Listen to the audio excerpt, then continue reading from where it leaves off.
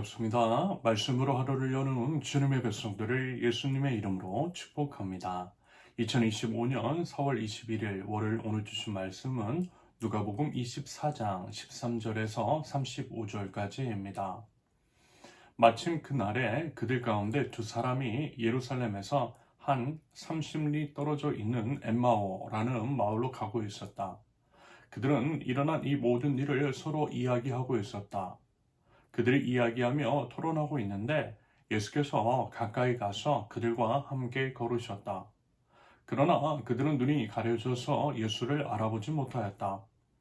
예수께서 그들에게 물으셨다. 당신들이 걸으면서 서로 주고받는 이 말들은 무슨 이야기입니까?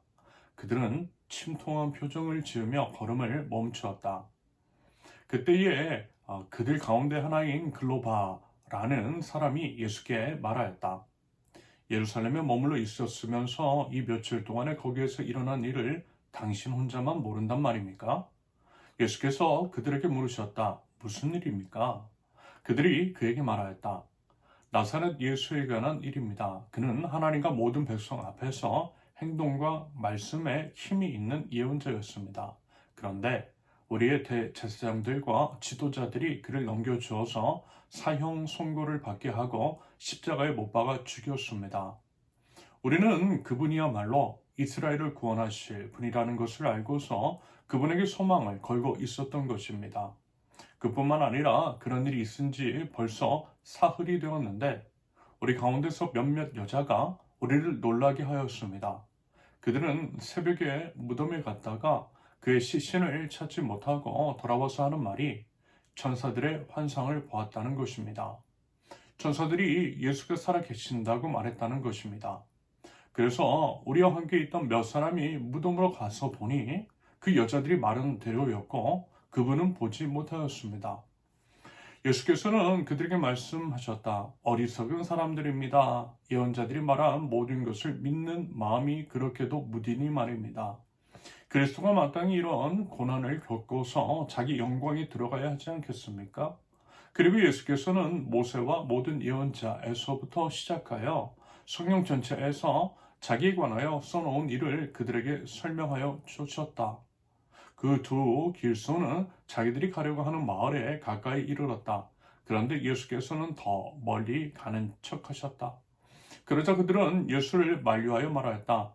저녁 때가 되고 날이 이미 저물었으니 우리 집에 묵으십시오. 예수께서 그들의 집에 묵으려고 들어가셨다.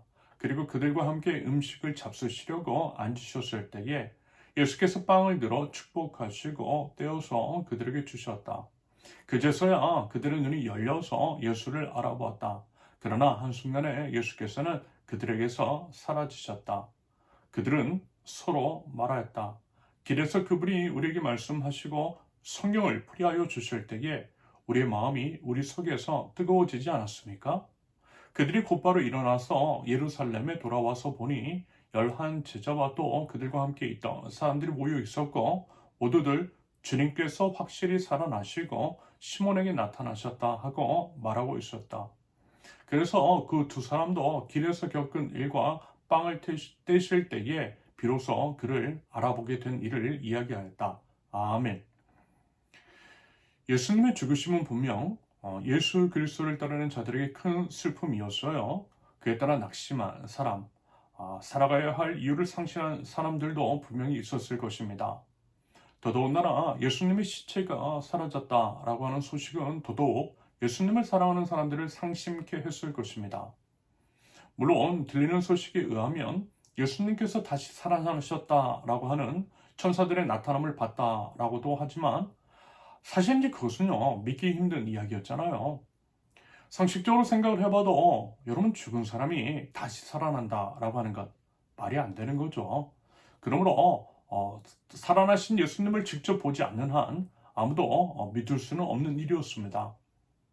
우리도 지금 예수님의 이제 부활 사건에 대해서 성경을 통해 성령님의 도우심으로 인해 믿음을 갖게 되었으니 부활을 믿을 수 있게 된 거지. 만약에 이제 그렇지 않다라고 한다면 누구라도 의심했을 것입니다.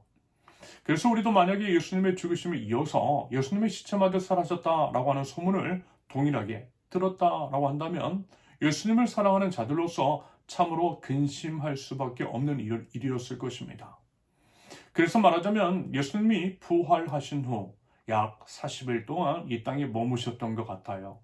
다시 말해서 부활 후 즉시 하늘로 올라가신 것이 아니라 40일 동안이나 머무시면서 부활하신 몸을 사람들에게 보여주신 것은 다름 아닌 이와 같은 염려와 의심을 불식시켜 주시기 위함이었을 것입니다.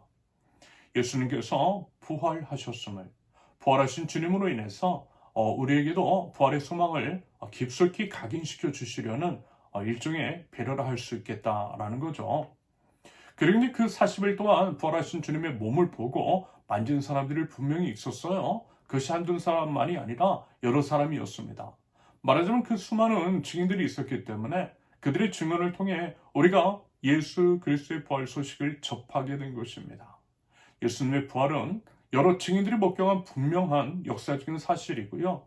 우리 믿음의 근거이자 신앙의 본질적인 사안입니다. 말하자면 오늘 본문은요, 부활하신 그리스도와 관련된 에피소드입니다. 엠마오로 가는 두 제자가 있었는데요. 예수님께서 그들에게 나타나셔서 말 걸어주시고 동행하셨다라는 거예요. 그들은 예수님의 일로 인해 낙심하고 있었어요. 낙심한 그들에게 예수님께서 그 이유를 물으시죠. 그런데 제자들은 참으로 오랜 시간 동안 예수님과 동행하였음에도 불구하고 그분이 예수님이신 줄을 몰랐다라고 합니다. 그랬던 이유는요, 아마도 이제 몇 가지가 있을 수 있겠죠. 먼저는 그들이 아직 예수님의 부활을 믿지 못했기 때문일 수 있어요. 아울러 설마 이제 지금 곁에서 함께 계신 분이 예수님이실 것이라고는 상상할 수도 없었기 때문일 것입니다. 만약에 이제 그것이 맞는다라고 한다면 역시 믿음이라는 것도 우리 주님께서 주시는 것이 분명합니다.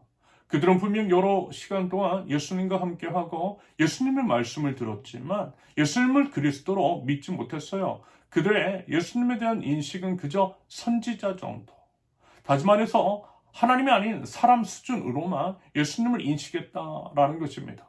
이처럼 예수님을 사람으로 인식을 했으니 부활 역시 받아들이지 못했던 것이겠죠.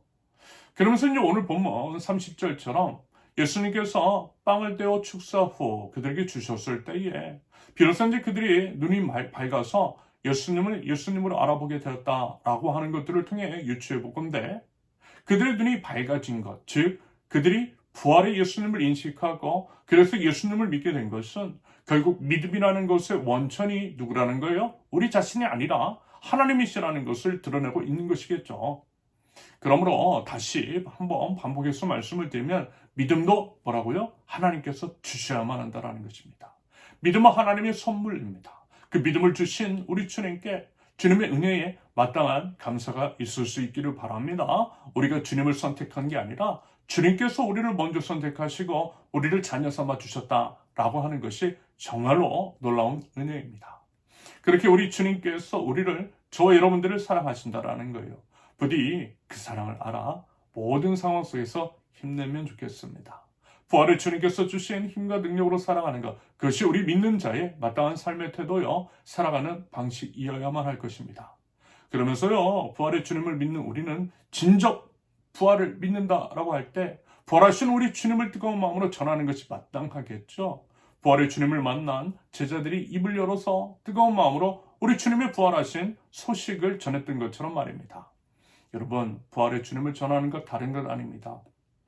부활을 믿는 자처럼 다시 말해서 이 땅이 전부가 아닌 것처럼 여기고 살아가는 거예요. 영원을 위한 선택하는 겁니다. 이 땅에서의 삶에 집착하지 않는 거죠. 영원을 바라보면서 사는 하나님 나라 백성이라면 이웃을 살려나기 위해서 자신의 것들을 내어줄 줄 알겠죠. 사랑의 거룩한 낭비.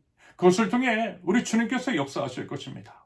그러한 삶을 보면서요, 세상 사람들은 우리에게 진정한 예수님의 제자임을 보게 될 것입니다. 아울러 영원한 하나님의 나라가 있음 또한 깨닫게 될 줄로 믿습니다. 부디어 부활하신 예수님을 믿는 자로서 영혼을 향한 믿음의 실천적인 고백이 있는 저와 여러분들, 삶의 마땅한 행실로 부활하신 주님을 뜨겁게 증거할 줄 아는 하나님 나라 백성들 모두 되실 수 있기를 예수님의 이름으로 축원합니다. 함께 기도합니다. 부활의 주님을 찬양합니다. 부활의 풍성한 의미가 무엇인지를 깨달아 먼저는 마땅한 감사를 올려드리게 하시며 나아가서는 벌을 진정 아는 자로서 이에 그 삶의 고백이 있는 저희들에게 없어서 많은 사람들이 심적으로, 육체적으로, 물질적으로 고통 중에 있습니다. 비록 저희 인재 상황도 쉽지 않지만 우리 주님께서 그러하셨듯이 저희 것을 내어 줌으로써 그들의 한숨 돌릴 수 있는 작은 여유 하나 마련해 줄 수 있는 그 작은 용기 우리 주님 허락하여 주시옵소서. 그리하여 참 부활을 아는 자로서 저희 이웃들과 부활의 기쁨을 함께 누리는 저희 될 수 있도록 하나님 은혜의 은혜를 더하여 주시옵소서. 예수님의 이름으로 기도합니다. 아멘. 하나님께서 오늘 주신 말씀과 각자의 기도 제목을 놓고 우리 잠시 기도합니다.